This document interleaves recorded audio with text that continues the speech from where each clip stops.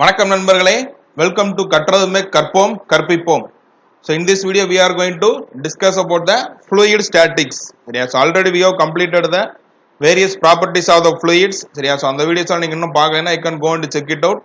So அதோட link வந்து டிஸ்கிரிப்ஷன்ல ப்ரொவைட் பண்ணிருக்கேன். So you can go and check it out. So in this video we are going to continue the fluid statics. So what is fluid statics and the important key points related to the examination point of view in the fluid statics and the previous year questions from the different examination boards.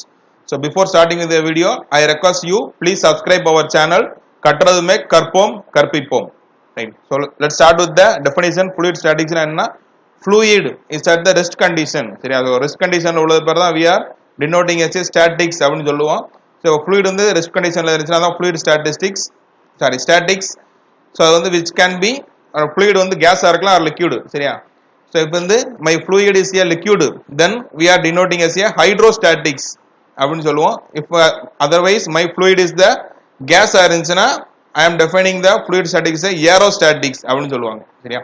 So static fluid வந்து so இந்த question வந்து அடிக்கடி கேட்பாங்க. சரியா? Static fluid வந்து எந்த மாதிரி இருக்கும்னா or otherwise if your fluid is at rest condition, so what are the stresses are acted அந்த மாதிரி கேட்பாங்க क्वेश्चन.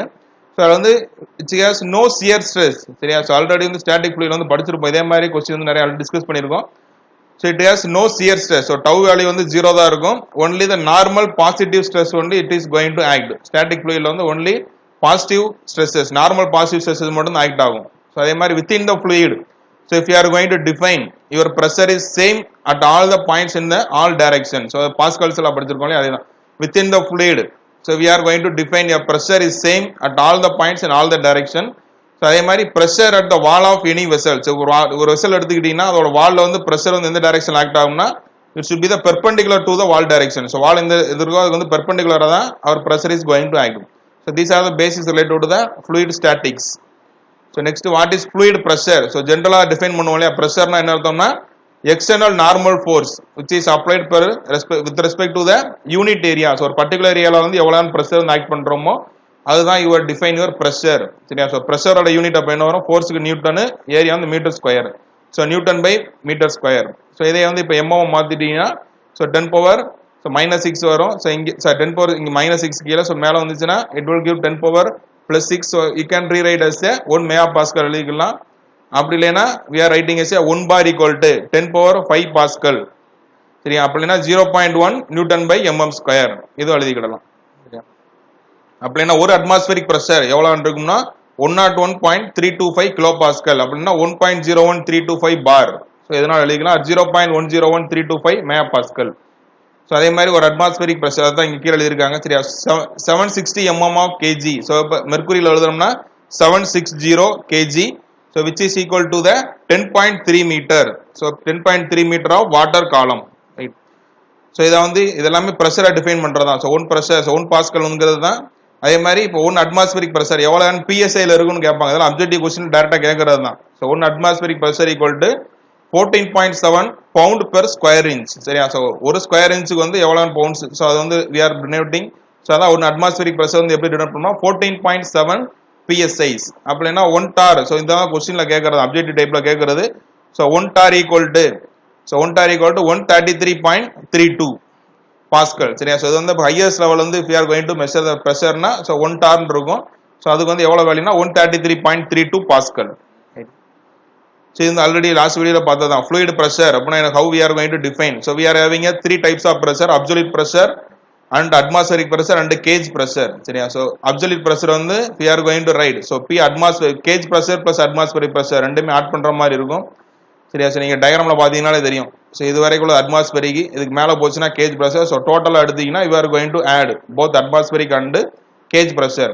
So vacuum pressure வந்து downward ஆற மாதிரில வரும். So atmospheric pressure வந்து we are going to minus, vacuum pressure வந்து minus பண்ணுவோம், which gives our absolute pressure. சரியா? So நம்ம ஜெனரலா வந்து இந்த ப்ராப்ளத்துல கால்குலேட் பண்றது இந்த rho gh ஃபார்முலா பண்ணுவோம்ல அது வந்து கால்குலேட் பண்றது cage pressure-ஆ இருக்கும். So until otherwise b absolute கேட்காத வரைக்கும் வந்து we are going to calculate the p cage pressure only. So கேட்டா மட்டும் தான் we are going to add the atmospheric pressure add பண்ணி சால்வ் பண்ணுவோம். சரியா? அந்த ப்ராப்ளம்ஸ் क्वेश्चन சால்வ் பண்ணா உங்களுக்கு புரியும், ஈஸி அண்டர்ஸ்டாண்ட் ஆகும். சரியா? So next பாஸ்கல்னா so இது ஆல்ரெடி இப்ப பார்த்ததுதான். So pressure or intensity of pressure at any point in a static fluid. சரியா? அதான் என்ன அர்த்தம்னா fluid is at rest conditionல இருக்கு. So அந்த இடத்துல வந்து we are having a particular pointல வந்து we are having a pressure act ஆகுது which is equal in the all directions. So எல்லா டைரக்ஷன்லயும் it should be same எல்லாமே ஈக்குவலா தான் இருக்கும் அதான் பார்த்திருந்தோம் so இந்த derivation ல if we are having so 3 axis ல இருந்து we are having px py and pz so 3 presses act ஆகுது so it should be px equal to py equal to pz all the presses are in the equal அதான் same value ன்னு பார்த்திருக்கோம் அதான் pascals லா so next hydrostatic law so hydrostatic law என்ன அர்த்தம்னா rate of increase of pressure in a vertical direction so இப்ப delta b or rate of increase எவ்வளவு change ஆயிருக்கு in a vertical direction is equal to the specific weight of the fluid at that point so அந்த பாயிண்ட்ல வந்து specific weight வந்து எவ்வளவு calculate பண்ண போறோம் so அதான் வந்து we are denoting the pressure at a depth height இந்த மாதிரி ஹைட்ல வந்து particular ஹைட்ல இருக்காங்க vertical directionல கேட்டிருக்காங்கன்னா pressure எப்படி கால்குலேட் பண்ணோம்னா specific weight on w into h so specific weight நம்ம எப்படி எழுதலாம் rho into g so rho g h னு எழுதிடலாம் சரியா so hydrostatic law can be applied for both compressible and incompressible fluid சரியா so ரெண்டுத்துக்குமே அப்ளை பண்ணலாம் we are going to apply for both compressible and incompressible fluids so the compressible incompressible types of flow வந்து we are going to discuss so இது அடுத்து வரும் சரியா so என்னங்க டீடைலா சொல்றேன் so in all the numerical problems we are finding இதான் இப்ப சொன்னது cage pressure தான் வந்து கால்குலேட் பண்ணுவோம் இந்த ஃபார்முலா கால்குலேட் பண்ணுவோம் இல்லையா rho gh இது வந்து only denoting your cage pressure until absolute pressure is asked இது கேட்காத வரைக்கும் we are going to calculate the cage pressure alone absolute pressure கேட்டிருந்தா மட்டும்தான் we are going to use this formula absolute னா என்ன அர்த்தம்னா cage pressure plus atmospheric பார்த்திருந்தாலே அதுதான் right so அதே மாதிரி if you are having so valid for all the fluids so இந்த வந்து ரெண்டு fluid வந்து இந்த மாதிரி இருந்துச்சுனா we are going to equate இந்த pressure level வந்து ரெண்டு சைடு இருந்தா rho 1 g h1 the first fluid equal to rho 2 g h2 so g cancel ஆயிருது so rho 1 h1 equal to rho 2 h2 அப்படி இல்லனா we are going to replace density க்கு பதிலா your specific gravity replace பண்ணீங்கன்னா s1 h1 equal to s2 h2 so இந்த ஃபார்முலால we are going to use இந்த ப்ராப்ளத்துல வந்து அடிக்கடி யூஸ் பண்ற ஃபார்முலாஸ் இதெல்லாம் s1 h1 equal to s2 h2 அப்படினா rho 1 h1 இதெல்லாம் வந்து ப்ராப்ளத்துல நீங்க பாத்துருப்பீங்க சரியா so அடிக்கடி வந்து யூஸ் பண்ணுவோம் இத பேஸ் பண்ணி ஹைட்ரோஸ்டாட்டிக் law பேஸ் பண்ணி தான் we are going to approach so if a hydrostatic force on a inclined plane submerged surface in a liquid so இப்போ வந்து inclined plane ல வந்து if it is going to act so what is the force level hydrostatic force என்னன்னு கேட்டாங்கன்னா இதான் formula rho g a into h bar so the h barங்கிறது அந்த டயகிராம்ல பாத்தீங்கன்னா தெரியும் at the center of gravity pointக்காக what is the vertical distance it is having so rho density into your gravitational force into area into h bar which gives your hydrostatic force value it a inclined plane so submerged surface ல இருந்து inclined ஆ இருக்கு at an angle of theta ல இருக்கு so அந்த மாதிரி இடத்துல வந்து what is the hydrostatic force ன்னு கேட்டாங்கன்னா you are going to use this formula F equal to rho g your a into h bar சரியா so ஒண்ணும் இல்ல இப்ப பிரஷர் என்ன எழுதுவீங்க rho g h எழுதுவோம் இல்லையா so பிரஷர் நமக்கு தெரியும் force by area so force வேணா pressure into area அத தான் போட்டுருக்காங்க வேற ஒண்ணும் கிடையாது so இது rho g h bar நீங்க இருக்கு சரியா so rho g h bar into a so here force is independent of the angle of inclination இப்ப angle வந்து change ஆறதுனால it is whether my force is going to change or not so இந்த question கேட்கலாம் சரியா so but my force is inclined so independent on the angle of inclination so தீட்டாங்கறது ஃபார்முலாவே கிடையாது சரியா rho g h bar a மட்டும் தான் வருது so உங்களுக்கு இப்ப ஏதாவது அப்ஜெக்டிவ் டைப்ல क्वेश्चनல கேட்கலாம் angle of inclination வந்து 2 times வந்து இன்கிரீஸ் ஆகுதுனா எனக்கு ஹைட்ரோஸ்டாட்டிக் பிரஷர் inclined இதுல வந்து change ஆகுமானா it is not going to change because it is going to independent on the nature சரியா so next is center of pressure so what is center of pressure அப்படினா நம்ம பார்த்தோம்னா h star so அதான் இந்த டயகிராம்ல பாத்தீங்கன்னா தெரியும் இந்த h star வேல்யூல mention பண்ணிருப்போம் சரியா the point where whole of the static force is assumed to acting நம்ம center of gravity ல படிப்போம் இல்லையா so இந்த பாயிண்ட் வந்து whole weight of the act வந்து அதோட பாடியோட weight வந்து ஆக்ட் ஆகுது அதான் center of gravity ன்னு சொல்லுவோம்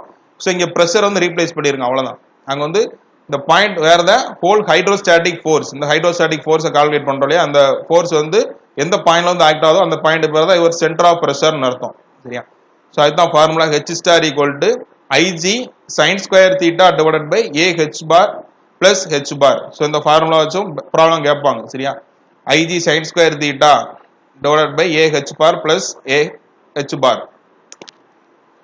so if my plane vertical surface இருக்கு எனக்கு வந்து இப்ப theta வந்து angle வந்து இப்ப வந்து 90 டிகிரில இருக்கு சரியா so you can see in the diagram இந்த மாதிரி இப்ப 90 டிகிரி vertical submerged surface ல இப்படி இருந்துச்சுனா so இப்ப theta பதிலா 90 டிகிரி போடிங்கனா sin 90 ஆட்டோமேட்டிக்கா 1 ன்னு ஆயிரும் so remaining ig by a h bar plus h bar இது மட்டும் இருக்கும் suppose எனக்கு வந்து இப்ப horizontal இருக்கு so flat இருக்குனா we are having no angle 0 so theta equal to 0 substitute பண்ணீங்கன்னா ஆட்டோமேட்டிக்கா அந்த டைம் 0 ஆயிரும் only h bar மட்டும் இருக்கும் so at that condition my h star value which is equal to the h bar value க்கு ஈக்குவலா இருக்கும் so இந்த டயகிராம்ல பாத்தீங்கன்னா அது ரெண்டும் வந்து ஈக்குவல் அது எப்படி வரும்னா we are having a horizontal இந்த டிஸ்டன்ஸ் வந்து நீங்க இமேஜின் பண்ணாலே உங்களுக்கு கிடைச்சிரும் சரியா. ஸோ இப்போ இன்க்ளைண்டா இருக்கிறது இப்போ ஹரிசாண்டல் போட்டிங்கன்னா என்ன இந்த பாயிண்ட் வந்து இது வந்து மேட்ச் ஆயிரும் இல்லையா, அதுதான் H star equal to H பார் ஆயிரும் அந்த condition.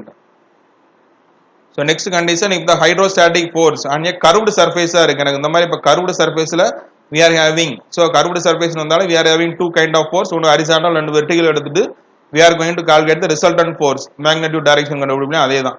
So horizontal force formula அதே தான், ஹைட்ரோஸ்டாட்டிக் ஃபோர்ஸ் ஆல்ரெடி ஃபார்முலா பார்த்துருந்தோம் இல்லையா அதே தான், rho g h bar into a. vertical component force அதுக்கு ஃபார்முலா என்னன்னா weight of the fluid above the curved surface up to the surface free surface வரைக்கும் உள்ளது. ஸோ எவ்வளவு weight வந்து இருக்கு, weight of the fluid எவ்வளவு இருக்கு above the curved surface. So the curved surface மேல வந்து இந்த free surface வரைக்கும் வந்து what is the weight, அதுதான் we are denoting as a vertical force ன்னு சொல்றோம் சரியா. So resultant force எப்படி கால்குலேட் பண்ணனும்னா root of இது வந்து நம்ம as usual இன்ஜினியரிங் மெக்கானிக்ஸ்ல உள்ள horizontal force plus vertical force அந்த ஸ்கொயர் எடுத்து கால்குலேட் பண்ணோம்ல அதே தான் fx square plus fy square. So இது வந்து your magnitude டைரக்ஷன் கேட்டாங்கன்னா tan theta. So vertical force fy divided by fx அவ்வளவுதான். இது வந்து curved surface குள்ள ஃபார்முலா சரியா. ஸோ நெக்ஸ்ட் வந்து depth of centre of pressure from the liquid surface எவ்வளோகான்னு இருக்கு. ஸோ வந்து ஒவ்வொரு ஷேப்புக்கு வந்து ஒன்று மாதிரி இருக்கும். அஸ் யூஸ்வல் ஒரு சென்டர் ஆஃப் கிராவிட்டி கால்குலேட் பண்ணுவாலே அதே மாதிரி தான் இங்கே வந்து centre of pressure value H bar value வந்து ஸ்டாண்டர்ட் வேல்யூ இருக்கு. ஸோ இதை வந்து டேரக்டா வந்து உங்க அப்ஜெக்டிவ் டைப் கொஸ்டின்ல கேட்பாங்க சரியா. ஸோ இந்த ரயில்வே எக்ஸாமினேஷன்லாம் நீங்க பாத்துட்டீங்கன்னா அது இந்த ரைட்ல வந்து கண்டிப்பா ஒரு கொஸ்டின் வந்துருக்கு இதுக்கு முன்னாடியேவும் சரியா. ஸோ ஜென்ரலா வந்து நம்ம கால்குலேட் பண்ற ரெக்டாங்கிள் ஸோ எக்ஸ் பார் h/2 போடுவோம் இல்லையா, இங்க வந்து 2h/3 ரெக்டாங்கிளுக்குள்ள ஃபார்முலா. ஸோ ட்ரெபிசம் இருந்துச்சுன்னா a plus 3b divided by a plus 2b into h/2 சரியா. ஸோ இங்க bங்கிறது இந்த பிரெத் சரியா. So a plus 3b divided by a plus 2b into இந்த டோட்டல் ஹைட்ல இருந்து divided by 2 அது போட்டீங்கன்னா you will calculate your center of pressure for a trapezium. So if you are having so normal triangle இந்த மாதிரி இருக்கு. So this is the my surface level. So இங்க இருந்து we are having at the depth வந்து h of depthல இருக்கு. So we are going to calculate the my h bar na 3h/4. So இதே வந்து இப்போ இன்வெர்டட் ட்ரையாங்கிள் இருந்தா h/2 சரியா. So இந்த 2h/3 ஆக்சுவலா இந்த ரெக்டாங்கிள் வந்து அடிக்கடி கேட்பாங்க, அதெல்லாம் ஞாபகம் வச்சுக்கோங்க. இது வந்து நிறைய கொஸ்டின்ல வந்திருக்கு 2h/3 we are going to use. நீங்க ஆப்ஷன்ல பாத்தீங்கன்னா h/2 இருக்கும், அது சென்டர் ஆஃப் கிராவிட்டி கால்குலேட் பண்ணிட்டு பட் சென்டர் ஆஃப் பிரஷர் கேட்பாங்க 2h/3 ஏதாவது நோட் பண்ணி வச்சுக்கோங்க, இதெல்லாம் இம்பார்ட்டன்ட் இது. So normal triangle 3h/4. So இங்க வந்து இன்வெர்டட்னா h/2 சரியா. ஸோ அதே மாதிரி if you are having a circle சர்ஃபேஸா இருந்துச்சுன்னா we are having சரியா 5d/8 சரியா. So 5d/8. ஸோ இங்க வந்து ஜென்ரலா வந்து நம்ம எப்படி எழுதிப்போம்னா இங்க பாதினா 6 எழுதிருப்போம் சரியா சென்டர் ஆஃப் கிராவிட்டிக்கு. ஸோ 6 தான் இங்க d/2 போட்டிருக்காங்க. ஸோ இங்கே if you are going to replace 5d/8 வந்து நீங்க வந்து 2 times ரேடியஸ் போட்டீங்கன்னா ஸோ அது வந்து ஆப்ஷன்ல இருக்கலாம் சரியா. So you have to be ready. Sorry 8 8. So 5r/4 ஆக்சுவலா சரியா. ஸோ 5r/4 ஸோ அதான் வந்து ஒரு சர்க்கிளுக்கு. ஸோ செமி சர்க்கிள் அப்படி இருந்துச்சுன்னா ஸோ இங்கே நம்ம என்ன பார்த்தோம்னா 4r/3 பார்த்துருப்போம் சரியா. ஸோ அங்கே சேம் அதே மாதிரியே வந்து 3/8. ஸோ டயமீட்டர் வந்து 2 times ரேடியஸ் எழுதிக்கோங்க சரியா. ஸோ இங்கே 16. So 3/r/16. So any one ஏதாவது ஒன்று ஞாபகம் வச்சுக்கோங்க, ஆர்ல ஞாபகம் வச்சுக்கோங்க அப்படின்னா டயமீட்டர் இதான் ஸ்டாண்டர்ட் ஃபார்முலாஸ் சரியா. So 5r/4 3/r/4. So next parabolic. So parabolic surface இந்த மாதிரி இருக்கு. We are having our h bar value as 5h/7 இந்த மாதிரி டைரக்டா உள்ளதுக்கு we are having inverted parabolic surface இருந்தா 4h/7 சரியா. So 5h/7 அடுத்து வந்து 4h/7. So total height வந்து we are going to take directly எவ்வளவு height கொடுத்திருப்பாங்க so into 5/7 கட்டிங்கன்னா you will get the center of pressure value எவ்வளவுன்னு டெப்த்ல வந்து இருக்குன்னு கால்குலேட் பண்ணிக்கலாம் சரியா.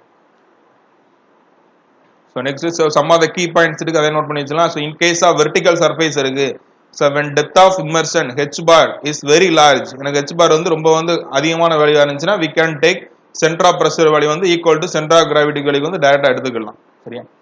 So அதே மாதிரி இந்த piezometer, so இதெல்லாம் வந்து டைரக்டா அந்த இன்ஸ்ட்ருமெண்ட்ஸ்ல கேட்பாங்க. piezometer is suitable for the small and positive pressure.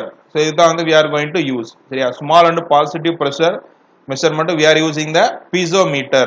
So அடுத்து manometric liquid should have the higher density and vapor pressure. So manometric வந்து we are using for a manometer எல்லாமே higher density and vapor pressure. இங்க வந்து smaller pressure and positive pressure வந்து we are using the piezometers.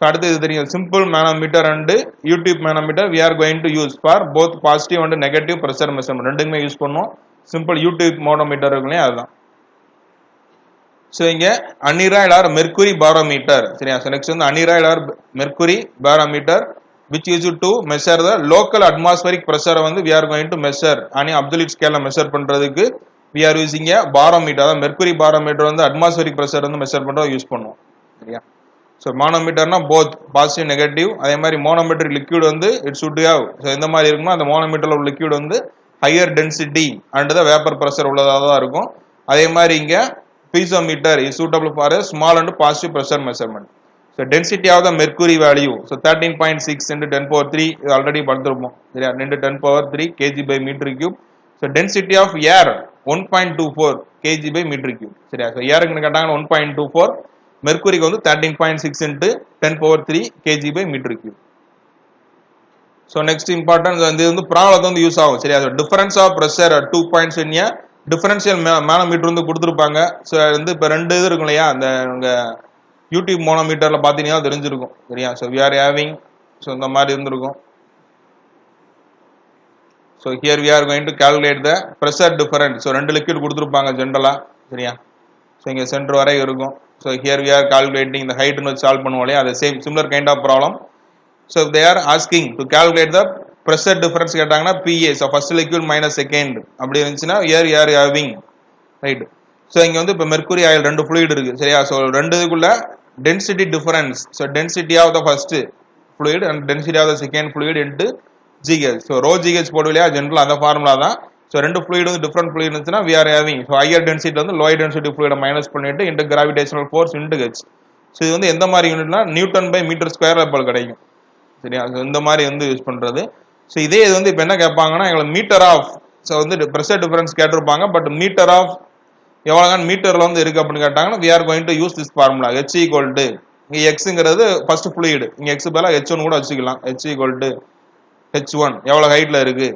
Into so your first fluid வச்சுக்கலாம் சரியா so first fluid into your second fluid density -1 அப்படி இல்லைன்னா நீங்கள் டென்சிட்டிக்கு பதிலாக டைரெக்டாக ஸ்பெசிஃபிக் கிராவிட்டி கூட ரீப்ளேஸ் பண்ணிக்கலாம் S1 - S2 -1 so both formula I can use so இங்கே வந்து யூனிட்ல வந்து உங்களுக்கு ஆப்ஷனில் கொடுத்துருந்துச்சாங்க பட் டிஃபரன்ஸ் ஆஃப் ப்ரெஷர் தான் கேட்டிருப்பாங்க பட் ஆப்ஷன் வந்து ஹெச் வந்து இப்போ மீட்டர் ஆஃப் இந்த ஃபர்ஸ்ட் ஃப்ளூயிட் அப்படின்னு கொடுத்துருப்பாங்க ஸோ அந்த மாதிரி கேட்டிருந்தாங்கன்னா you can use this formula directly அப்படி இல்லைன்னா we are going to use this formula density of the first fluid minus density of the second into gravitational force into the height of the fluid சரியா so next என்ன கேட்பேன் இந்த சென்சிட்டி of the inclined manometer எனக்கு வந்து இப்போ manometer வந்து இன்க்ளைண்டா இருக்கு at and particular angle so அதுல வந்து சென்சிட்டிவிட்டி அப்படின்னு மட்டும் கேட்பாங்க அதுக்கு formula 1 divided by sin theta சரியா 1 divided by sin theta போட்டீங்கன்னா you can calculate the sensitivity of the your inclined manometer so அதுக்கடுத்த formula the pressure at a height z in a static compressible fluid so இங்கே கேஸா இருக்கு compressible fluidனா gas undergoing isothermal compression ஸோ isothermal temperature வந்து கான்ஸ்டன்டா இருக்கு so இங்கே p by rho அது வந்து constant so here we are going to use the formula p so pressure அந்த ஹைட் எவ்வளோ ஹைட்ல இருக்கு எனக்கு வந்து இப்போ zங்கிற டிஸ்டன்ஸ்ல கொடுத்துருக்காங்க so P equal to P naught into so P equal to P naught into e power minus GZ divided by RT so இங்க Z க்கு பதிலா Z நீங்க ஹைட் கொடுத்திருக்காங்க நீங்க H ன்னு வச்சிருக்கீங்கன்னா minus GH ன்னு வச்சுக்கோங்க so ஏதாவது ஒரு லெட்டர் சரியா இப்போ நான் H ன்னு வச்சிருக்கேன்னா H அவ்வளவுதான் எனக்கு பர்టిక్యులர் ஹைட்ல வந்து we are going to measure a pressure னா P equal to P naught into e power minus GH divided by RT so இங்கே P நாட்டுங்கிறது absolute pressure at the sea level or ground லெவலில் எவ்வளோ இருக்கும் அந்த pressure so G தெரியும் இது gravitational force இந்த ஹெச்ங்கிறது height from the sea or ground லெவலில் வந்து எவ்வளோதான் இருக்கு ஆறுங்கிறது கேஸ் கான்ஸ்டன்ட் டிங்கிறது அப்சல்யூட் ப்ரெஷர் டெம்பரேச்சர் சரியா ஸோ இந்த ஃபார்முலா மட்டும் உங்களுக்கு டேரெக்டாக கொஸ்டினில் கேட்கலாம் அப்படின்னா இங்கே சால்வ் பண்ணுறதா இருந்தால் ஆக்சுவலி இ பவரில் வரும் so GATE exam calculator use பண்ணுற எக்ஸாமினேஷன் மேபி கொஞ்சம் ஈஸியாக இருக்கலாம் சரியா So next types of flow சரியா சோ இத வந்து தெரிஞ்சு வச்சுக்கிறோம் so what are the types of flow so we have studied so different types of flow வந்து பார்த்துட்டே இருக்கோம் பட் அதுக்கு என்ன மீனிங் ஆக்சுவல் மீனிங்கிறது தெரிஞ்சிருக்கும் so steady flow அப்படினா என்ன அர்த்தம்னா fluid parameters such as velocity density pressure acceleration so at a point do not change with the time so டயத்தை பொறுத்து வந்து it is not going to change so கான்ஸ்டன்ட்டா தான் இருக்கும் ஸ்டெடினா அது அர்த்தம் சரியா ஸ்டெடியா வந்து டைம் வந்து மாறினாலும் we are not going to change any properties velocity இருக்கலாம் density pressure acceleration so எதுமே சேஞ்ச் ஆகாது அதனால தான் change in velocity with respect to the time எல்லாமே ஜீரோ தான் இருக்கும். Change in density, change in pressure, change in acceleration இது எல்லாமே ஜீரோ. ஸோ அன்ஸ்டெடி அப்படியே இதுக்கு opposite. So changes with respect to the time. So first வந்து ஒரு மாதிரி இருக்கும், அடுத்தது வந்து வேற மாதிரி இருக்கும். So you can calculate the change in velocity calculate பண்ணலாம், change in density, change in pressure எல்லாமே வரும். அட் த அன்ஸ்டெடி ஃப்ளோல வந்து வரும். அதாவது fluid parameters such as velocity, density, pressure, acceleration எல்லாமே it is going to changes with respect to the time. அதாவது not equal to 0 இங்க வரும். சரியா? So next uniform flow. So யூனிஃபார்ம் ஃப்ளோனாலே ஸோ நம்ம வெலாசிட்டி வந்து does not change with respect to the space. சரியா? ஸோ ஸ்பேஸை பொறுத்து வந்து it is not going to change. அதான் வெலாசிட்டி, அதான் யூனிஃபார்ம் ஃப்ளோன்னு சொல்லுவோம். So velocity at a given instant of time is same in both magnitude and direction at the all points in the flow. So எல்லா பாயிண்ட்ல வந்து my velocity வந்து it is not going to change, it is at the same value. So என்ன அர்த்தம்னா ஒரு dv divided by with respect to the space. சரியா? Space வந்து எடுப்போம், it is going to 0. சரியா? So it is not going to change. So இதே வந்து non uniform flow. So இதுக்கு வந்து அப்படியே opposite, velocity is going to change from the point to point at a given instant of time. So with respect to the space வந்து it is going to change. So எஸ்க்கு மட்டும் எடுத்தீங்கன்னா so which is not equal to 0, it is going to change. அதான் non uniform flow. So next compressible flow. So கம்ப்ரஸபிள்னா என்ன? Density of the flow fluid வந்து vary. எனக்கு வந்து density வந்து வேரி ஆகும் during the flow. So flow ஆகிட்டே இருக்க வந்து டென்சிட்டி வந்து சேஞ்ச் ஆகிட்டே இருக்கு. So due to the pressure and temperature வேரியேஷன்னால. ஸோ இதில் வந்து ப்ரெஷர் டெம்பரேச்சர் மாறினதுனால எனக்கு வந்து இப்போ வந்து டென்சிட்டி வந்து சேஞ்ச் ஆகுது. அந்த டைப் ஆஃப் ஃப்ளோ தான் கம்ப்ரஸபிள் ஃப்ளோ அப்படின்னு சொல்றோம். இதுக்கு example cases. Cases all cases are compressible in nature, அதான் படிக்கிறோம். சரியா? ஸோ என்னதான் டென்சிட்டி வந்து சேஞ்ச் ஆகும் ஃப்ளோல இருக்கும்போது, அதான் டென்சிட்டி இஸ் நாட் கான்ஸ்டன்ட் அப்படின்னு போட்டிருக்கோம். இன்கம்ப்ரஸபிள்னா அப்படியே ஆப்போசிட்டா. ஸோ டென்சிட்டி வந்து ரிமைன்ஸ் கான்ஸ்டன்ட், இன்கம்ப்ரஸபிள் வந்து கான்ஸ்டன்டா இருக்கும், டென்சிட்டி வந்து வேற யாரையும் constant touring the flow. So இது வந்து அவர் லிக்யூட் எல்லாமே இன்கம்ப்ரஸபிள். ஏன்னா வந்து இப்போ கம்ப்ரஸ் பண்ணீங்கன்னா இவர் வால்யூம் வந்து it is going to change. இங்க வந்து but very very minimum effect தான் இருக்கும் வால்யூம்ல. வேற யாரும் due to pressure and temperature change ஆச்சுன்னா ஒன்லி வந்து நீங்க கம்ப்ரஸபிள் கொடுத்தாதான் இவர் வால்யூம் டோட்டலா சேஞ்ச் ஆயிரும். சரியா? டென்சிட்டி வந்து here it is going to change, இன்கம்ப்ரஸபிளா இருக்கு. ஸோ நார்மலா வந்து incompressible in nature. So pressurised fluid. So pressurised ஃப்ளூயிட்னா என்னதுன்னா ஃப்ளோ அண்டர் ப்ரெஷர். ஸோ ப்ரெஷரை வந்து it is going to exit the flow. அதான் example liquid flowing in pipes with pressure. So at gravity flow. So flow of fluid due to the gravitational ஃபோர்ஸ்னால it is going to flow gravity ஃப்ளோன்னு சொல்லுவோம். So next 1 dimensional, 2 dimensional, 3 dimensional flow. So 1 dimensional flow அப்படின்னா என்ன அர்த்தம்னா when the flow parameters, அதான் example velocity, density, pressure இதெல்லாமே it is going to vary only in the one direction. So ஒரே ஒரு direction மட்டும் which it is going to vary. So அந்த type of flow பேர் தான் இவர் 1 dimensional flowன்னு சொல்றோம். ஸோ அதே மாதிரி 2 dimensional flowனா ஒரு ப்ராப்பர்ட்டிஸ். ஸோ ஆல்ரெடி பார்த்த எல்லாமே தான் it is going to change the 2 directionல vary ஆகிட்டே இருக்கும். ஸோ இங்க வந்து all the 3 direction it is going to change. Right. So next rotational and irrotational flow. So rotational flow na fluid particles. So flow ஆயிட்டே இருக்கும் but ஆனா rotate ஆயிட்டே போயிட்டு இருக்கும். flow plus rotational இது ரெண்டுமே இருக்கும் about their own axis. அந்த டைப் ஆஃப் flow தான் ஒரு rotational flow ன்னு சொல்றோம். Irrotational flow na fluid particles. So flow ஆயிட்டே இருக்கும்போது it is does not rotate. So it do not rotate about its own axis. So அதோட axis பொறுத்து வந்து it is not going to rotate. So அது வந்து அப்படியே கான்ஸ்டன்ட்டா இருக்கும். சரியா? ஸோ அதே மாதிரி இப்போ நெக்ஸ்ட் லேமினார் ஃப்ளோ. சரியா? ஸோ இதில் வந்து 1 dimensional, 2 dimensional. ஸோ மேபி அதில் வந்து வி ஆர் டினோட்டிங். ஸோ இதில் வந்து ஸ்டெடி. So 1 dimensional flow. சரியா? ஸோ 1 dimensional ஃப்ளோவில் வி ஆர் ஹேவிங் ஸ்டெடி ஃப்ளோவில் ஃபங்க்ஷன் ஆஃப் எக்ஸ் மட்டும் இருக்கும். ஏன்னா வந்து டைம் வந்து ஸோ டயத்தை பொறுத்து மை பேராமீட்டர்ஸ் எல்லாமே வந்து it is not going to change. So இங்கே வந்து யூ ஆஃப் அன்ஸ்டெடி ஃப்ளோவில் function of x and t. சரியா? ஸோ இங்கே 2D ஃப்ளோனா இப்போ என்ன வரும்? u equal to f வந்து and the both direction function of x comma y. அதான் ரெண்டு டைரக்ஷன்ல we are having. so இங்க இது வந்து steady flow. சரியா? இது வந்து unsteady எழுதுறேன். so function of your x y comma t. so மூணுமே இருக்கும். so 3D flow னா we are having all the 3 direction. so u வந்து x y z. so இங்க வந்து function of x, y, z and t. Unsteady வந்து we are having time also it is going to include. சரியா? so அந்த point note பண்ணிக்கிறோம். so next laminar flow. so laminar flow தெரியும். so which is we are calling it as a streamline or viscous flow and another names. சரியா? so here particles move along well defined path or the streamlines வந்து move ஆகுது. அதனால தான் streamline or viscous flow அப்படினு சொல்றோம் laminar flow. So the fluid layers move smoothly over the adjacent layer. சரியா? So இங்க layer வந்து ஸ்மூத்தா மூவ் ஆயிட்டே இருக்கும் adjacent layer பொறுத்து, and it is not going to change. அது வந்து it is moving in a definite path. So ஒரே பாத்ல தான் வந்து பாத் வந்து சேஞ்ச் ஆகாது, அப்படியே வந்து parallel மூவ் ஆயிட்டே இருக்கும். அதான் path do not cross the each other. எதுமே கிராஸ் ஆகாது, அப்படியே parallel போயிட்டே இருக்கும். சரியா? So இது வந்து எங்க occur ஆகும்னா flow occurs in a smooth pipes having low velocity of flow and the high viscosity. So viscosity வந்து அதிகமா இருக்கும், but velocity வந்து கம்மியா இருக்கிற இடத்துல வந்து we are having flow occurs in a smooth pipe having low velocity of flow and high viscosity. அந்த place வந்து we are having laminar flows. So turbulent flow, so இன்னொரு நேம் வந்து zigzag flow னு சொல்லுவாங்க இல்லையா, அது வந்து குறுகுறுக்க போய்கிட்டே இருக்கிறதா. fluid particles move in a random order. ஒரு definite pathே கிடையாது, எப்படினாலும் போகும், ரேண்டமா வந்து it is going to change. அதான் your turbulent flow அப்படினு சொல்றோம். So next Reynolds number. சரி, அதை பேஸ் பண்ணி we are denoting the Reynolds number. So Reynolds number இதுக்கு வந்து general definition தெரியும். Inertia force of the fluid to the viscous force. Inertia force divided by the viscous force which gives your Reynolds number. So அதுக்கு formula தெரியும், rho Vd divided by mu. So அதை base பண்ணி some problem solve பண்ணிருப்போம். or Vd by mu by rho னா நியூன் படிச்சிருக்கோம். அதேதான். சரியா? So இப்போ less than 2000 இருந்தா we are denoting as a laminar flow. So 2000 4000 இடையில இருந்துச்சுனா transitional. அப்படின்னா என்ன அர்த்தம்னா flow may be laminarா இருக்கலாம் or turbulentா இருக்கலாம். So greater than 4000 வந்ததுன்னா we are denoting as a turbulent flow. So next படிச்சது ideal flow. So ideal flowனா ஆல்ரெடி படிச்சதுதான், நான் விஸ்கஸா இருக்கணும், no shear stress, irrotational, surface tension வரக்கூடாது, and ideal flow following the continuity equation. அதே மாதிரி only normal stresses, இது மட்டும் தான் we are having. சரியா? real flow viscous in nature, shear stress and surface tension இது எல்லாமே occur ஆகும். சரியா? So இது வந்து real flow னு சொல்றோம்.